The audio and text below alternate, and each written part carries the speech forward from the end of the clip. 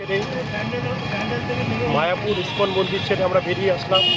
বেরিয়ে এসে প্রথমে গেছিলাম রানাপুকুর বিরিয়ানির দোকানে। ওখান থেকে বেশ কিছু বিরিয়ানি কিনলাম।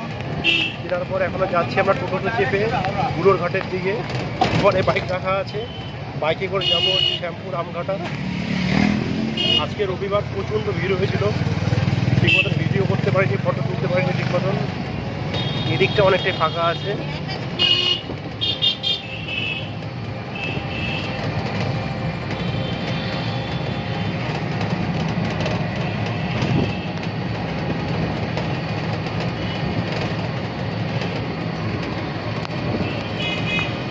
একটা মন্দির দেখা যাচ্ছে, বাহ অসাধারণ।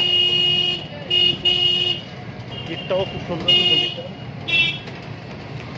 এখানে প্রতি মোড়ে মোড়ে একটা করে মন্দির, অসাধারণ মন্দির সবকটাই। আবার একটা চলে আসলো।